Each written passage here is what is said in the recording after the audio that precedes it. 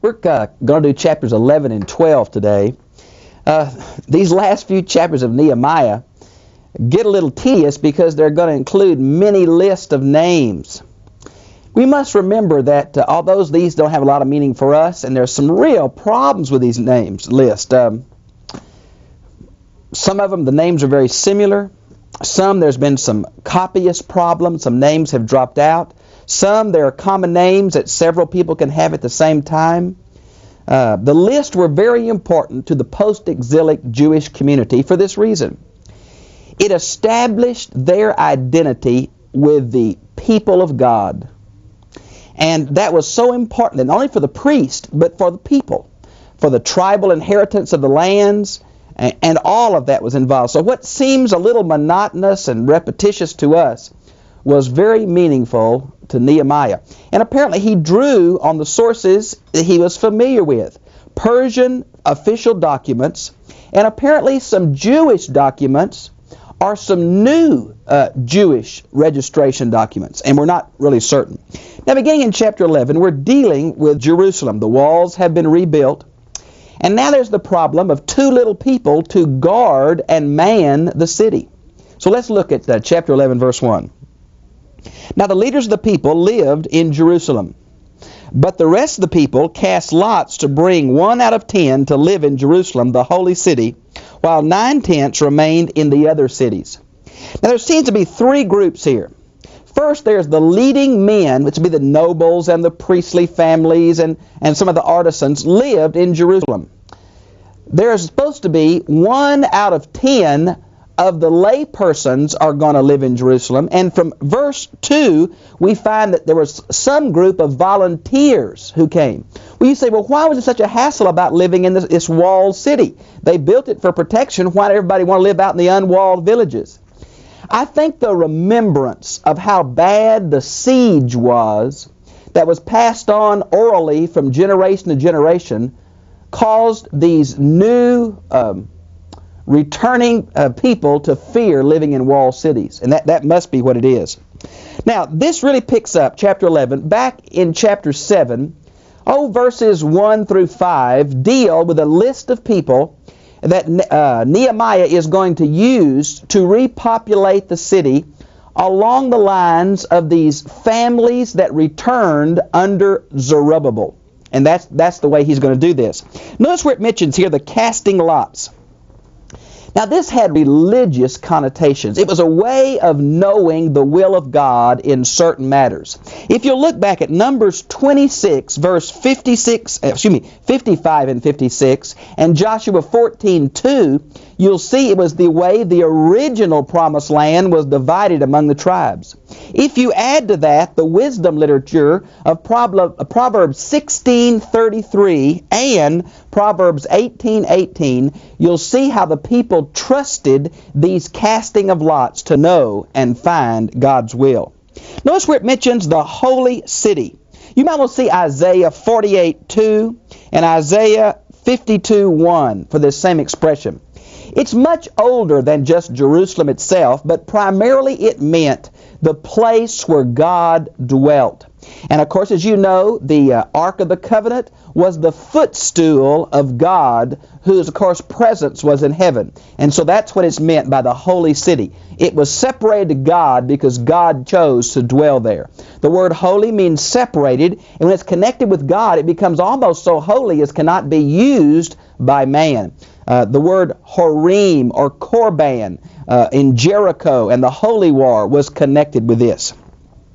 Notice in verse 2 it mentions those who volunteered. Now some think it refers that the ones who got the lost cats, the lots cast to them said, well, we want to do it anyway. Others say it's a whole different group, and it seems to be a different group here. Now in verse 3, now these are the heads of the provinces who lived in Jerusalem, but in the cities of Judah. Each lived in his own property in their cities. Now this shows that they're going to have to not only come to a city they're kind of afraid of because of the bad remembrance from that city, but also going to have to leave the property that they've been given. Their homes were built, they had vineyards and fields that were producing. They're going to have to leave that and move into the city, which means their life was going to be hired servants or merchants or learn a craft or something like that. So it was really a tremendous vocational move and not one up. Notice it mentions in the last part of verse 3, there's levels of Hebrew society in this post-exilic period. We have the Israelites. Now, I was surprised that the pulpit commentary said this referred to Ephraim and Manasseh, but that's not at all what it refers to. It simply refers to the laymen, the non-Levites, or the non-temple workers. So we have the laymen, then we have the priest, then we have the Levites and the temple servants and the descendants of Solomon's servants. Now the priests were the ones who were in charge of the temple. They offered the sacrifices. The Levites developed in this time into a teaching group, and that was always their place away from the temple. They're going to develop the New Testament scribes. Now, then we have these temple servants, and that would be the ones who help in the temple who aren't Levites. And then we have these foreign slaves. They're known as the Nephilim. We've seen them in Ezra chapter 2, verse 43 and 55. It began under David, and then Solomon added to it. And some of the sons of Judah and some of the sons of Benjamin lived in Jerusalem. And from the sons of Judah, and then it's going to be this long list. Now the two basic tribes that returned were Judah and Benjamin. They were the last to be taken into captivity. The tribe of Simeon was also incorporated into Judah very, very early. So it was the three southern tribes, Simeon, Benjamin, and Judah, and the northern 10 tribes. The northern 10 tribes have been gone so long, since 722. It's now somewhere around 516. That was the second temple was dedicated. So it's a long time, and most of them did not return. Now, in verse 4, we mentioned a man named Perez.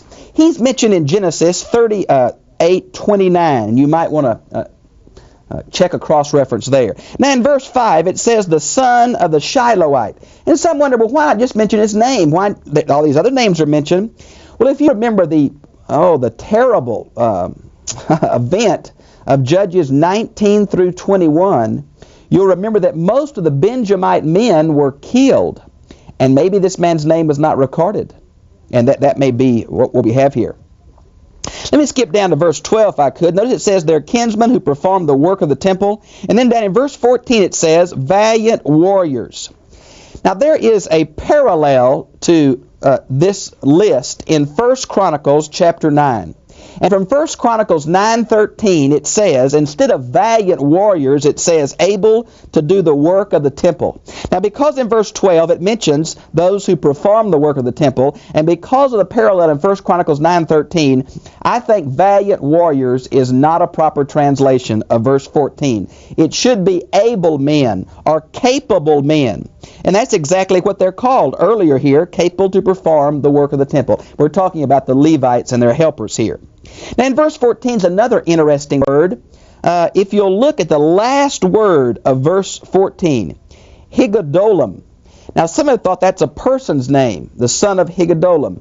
But really we learned that it may mean a leading family. And that seems to fit the context as good as a place name anyway. Now in verse 17 we have these two families of Levitical singers. Now I don't know if you've been to a synagogue lately and heard a cantor read the scripture. And the pointing of the Masoretic text is as much for the rhythm of a cantor reading as it is there are special signs that show him that. And so whether it is singers like we would think today in the church or this rhythmical saying of the Hebrew scriptures, I'm not certain. If you ever seen Hebrew men at the Wailing Wall, they're kind of going in a rhythm where they're chanting the scriptures. And maybe these two families were those kind, but we also know that music played a very important part. And the Psalms were mostly sung, so these may have been professional singers of that day. They're mentioned in 2 Chronicles 5:12, where David appointed them. Okay, notice in verse 19, it talks of the gatekeepers. And here are several families that we've seen before. These were the folks in charge primarily of the gates of the temple. But later on, they're going to be asked to serve at the gates of the city because of their experience, and also because the gates of the city were also considered holy. We find them in Ezra chapter 2, verse 43, and 1 Chronicles 9:17. Then in verse 21, we have these temple servants, the Nephilim, and they're mentioned in Ezra 2:43, and you might want to see them. In verse 23, for there was a commandment from the king concerning them, with a firm regulation for the song leaders day by day. Now this seems to refer to one of two things. A set order of service, or somehow connected with the special provisions that they'll have because they can't grow any crops. Now when it says the king, because of chapter 12, verse 24, and chapter 12, verse 45 and 46 that mentions King David, and because he is the background of this temple division and structure, I think the king refers to David instead of the Persian king Artaxerxes I. In verses 25 through 36 is a list of the cities where the Jews lived that Nehemiah was going to draw from them. And let me say to you, here is one of the problems in the book of Ezra and Nehemiah. If you'll compare this list in chapter 11, 26 through 36, 25 through 36, with chapter 3, where it talks about certain groups of Jews from certain cities rebuilt the wall, there's only one city in common. It's Zanoah. Now, why these cities are different, we do not know. Because of the way these lists differ from Ezra to Nehemiah to Chronicles, because it doesn't seem to fit exactly chronologically, there's been great debate. Usually the theories run like this. If you take Ezra 7:7, literally the 7th year of Artaxerxes, you get one date, and Ezra came 13 years before Nehemiah. Some say it doesn't mean the 7th year, it means the 27th year. It's a copyist error, which would mean that Ezra would come quickly after Nehemiah, but still overlapping a bit. Some say it doesn't refer to Artaxerxes I, but to Artaxerxes II, which means that Ezra came many years after Nehemiah. Now the problem has been that there are overlapping of these lists. If you want to look at Ezra 2 and Nehemiah 7, they're exactly the same with a few copyist errors. Why would they be included in the same book? Also, it seems that Ezra dealing with interreligious marriages in Ezra 9 and 10 seems to be reduplicated in Nehemiah 13. And these are some of the problems that have really caused us the miseries in trying to be certain about the relationship of Ezra and Nehemiah. I personally, they were contemporary. Let me look at some of these cities with you, and most of them, by the way, are mentioned in the 15th chapter of Joshua. So if you want to look at Joshua 15 and look at a map of the Holy Land, most of these cities are around Judah. There's only 4 of them that we know of, no place else but this chapter. Some of them we find from the book of Isaiah instead of the book of Joshua 15. But you can look through these, and the cross-references, I think, are very interesting. Okay, let's go to chapter 12 then. In chapter 12, we have another list. Now, this list is very similar to the list in Ezra 2, verses 36 through 39, and Nehemiah 7, verses 39 through 47. But they are different some. Exactly why? Boy, we're just not certain. Let me say again. I think one reason, there's several reasons I think it's good why they probably disagree. There's a copyist problem. When you're doing numbers and names, boy, some of the names are so alike, you tend to skip a line. Other thing is that these names sounded very much alike and may have been copied. The word ben, which is son of, can mean son, grandson, great-grandson, a descendant of. And so it's so wide that sometimes one would include one ancestor and one would choose to include another, and we wouldn't know it because it just says son of, son of, son of. The other thing, these names were so common. Be like us saying Bob of Lubbock or John of Dallas, something like that. We couldn't be certain. Well, that's part of the problems of this list. Then in verse 22, in verse, verse 10 and 11, I won't mention that. Verses 10 and 11 seems to be a list of the high priest beginning under Zerubbabel. Now, we've talked earlier, we're not certain of the relationship between, I think it's Ezra Shazbaz and Zerubbabel. We're not sure of those two.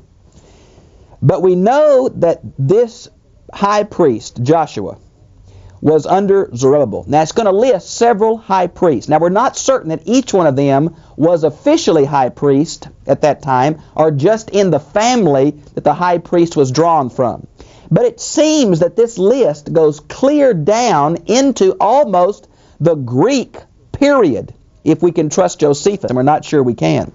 So here is a element of proof that there was either a later editor that added some of these names, or that the author of this did not come until later, using the memoirs of Ezra and Nehemiah. And we just can't be certain. Now in verse 22, there's always been a hair pull about which Darius are we talking about. Are we talking about Darius the first, where this list was started? Or are we talking about Darius the second? And he's the one that's going to fight Alexander the Great and lose, where this list ends. And we just can't be certain. There's just too much confusion here. Now notice in verse 23 it mentions the book of Chronicles. But this is not the canonical book of Chronicles. It's apparently a temple list. Notice it mentions here prescribed by David in verse 25. You might want to see 1 Chronicles 15:16, 1 Chronicles 23:5, and 1 Chronicles 25:3 for some of the regulations that David made for the temple. Back in verse 24 it says, the son of Cadmiel. Well, now the King James has Binnui as a proper name, but I think it means the son of, and there's a translation problem there. Notice in verse 26, though, it mentions Nehemiah and Ezra together. Now, this to me is not a problem in the text. This to me is one of the evidences that Ezra and Nehemiah were contemporary. I believe Zerubbabel came first. I believe that Ezra came next, and then about 13 years later came Nehemiah. Now, the same evidence can be seen in verse 36 and 38, where Ezra and Nehemiah are going to lead the two different groups that dedicate the walls of the temple. Okay? Let's see. All right. Notice in verse 28, we have, by the way, I'm going to go back to the end of 27. See where it says the songs of accompaniment of cymbals, harps, and lyres? I really think that what we have here is another example of them trying to reduplicate the dedication of Solomon. And you might want to see 2 Chronicles 5:13, where he uses all these musical instruments. Apparently, some of these were saved for very holy occasions, and this was one of them, this dedication of the wall of Jerusalem. It's unusual to dedicate a wall. The Jews don't do that much. They usually dedicate houses or temples. But it was a sign that Nehemiah wanted to say, this is a special city. This is a holy city. God has protected us. God has rebuilt this wall. And God's going to make it His holy city. And so the whole city becomes sacred as they dedicate this wall, especially to God. And I think you can see that in our day sometimes we split sacred and secular. But friends, I want to tell you, to Nehemiah, there was no sacred and secular. All of life belonged to God, and he was doing the best he knew in the will of God. Now, in verse 28, we have these Neoplathites, which is simply a village that's pretty close to Bethlehem. When I first read that, I could not imagine who they were. But there's a village by that name very close to Bethlehem, and that's where they're from. In verse 38, we see the dividing up of these Levitical singers. And by the way, if you'll look in your text, it seems that they're divided up in equally numbered groups in the same order. There's going to be an official leader and a group of the princes and a group of the priests and a group of the trumpeters, and then Nehemiah with one group and Ezra with another. Now, they're exactly the same. And because we've lost some of the archaeological sites, we think that one group started on the eastern wall, and one went north and one went south. They marched all around the wall till they met on the other side, close to the temple. Now you say, well, could that many people march on the wall? We've learned from archaeological evidence that the wall that Nehemiah built was 9 feet wide. And that is plenty large for this festival procession. So he divided them up, and you notice it mentions the old gate, the fish gate, the Tower of the 100, the sheep gate. Now, the best map that I've seen to reconstruct this is in the InterVarsity Press Old Testament Tyndale series that I've showed you so often. And that's the book that I tend to follow when I look at this, although I must say to you again, we are not real certain about many of those archaeological locations. Now, notice if you would, let's go to verse 44. On that day, men were also appointed over the chambers of the stores. Now, here are three different kinds of revenues into the temple. There was the contributions, there was the first fruits, and third, there was the tithes. Now, some of the tithes, notice the next phrase, to gather them from the fields. It could be in kind, or it could be converted into money. If it was into money, we know the temple was very picky about what kind of money. They wanted a shekel. They wanted a Jewish shekel. But when they couldn't for some reason, like in Jesus' day, they would accept a Tyranian shekel. And that's what all those money changers were in the temple for, to change people's foreign currency into the coinage the temple would accept. So here we have the different kinds of produce and funds that were flowing into the temple. Now in verse 45, for they appointed the worship of their God. Now the word worship, I really think that ought to be the idea of ward. That's what King James has. Now what we have here is this same discussion that David divided the Levites into 24 divisions, the priests and Levites, that they kind of spread the work of the temple. And what this is saying is that on their appointed days, they did certain things. And that's the reference here.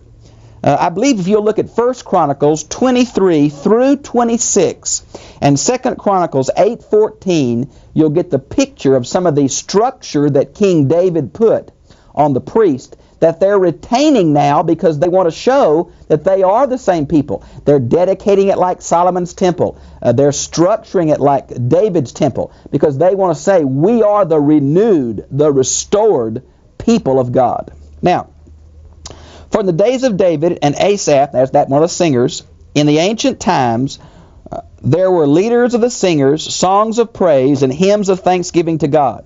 Now, there's been a fight even today. When we come to the book of Ephesians, chapter 4, verses 18 and 19, which really are participles that describe the imperative, be filled with the Spirit, it mentions psalms, hymns, and spiritual songs. And a lot of music leaders I've talked to say, well, this means gospel songs, and this means anthems. Well, that same kind of problem is here. What do these songs specifically mean? We are not certain. It's obvious that the book of Psalms was put to music.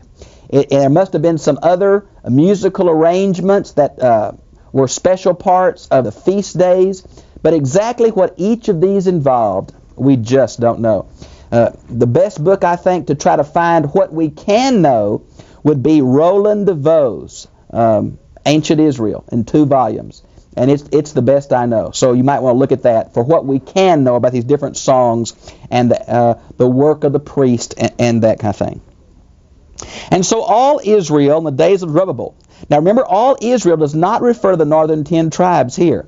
It refers to the united people of God. It's the idea of the sons of Israel or Jacob here, not the northern 10 tribes. And that's really confusing, for after the split in 922 between Rehoboam and Jeroboam, the northern 10 tribes from then on until their exile under Assyria in 722 were known as Israel, Ephraim, or Samaria.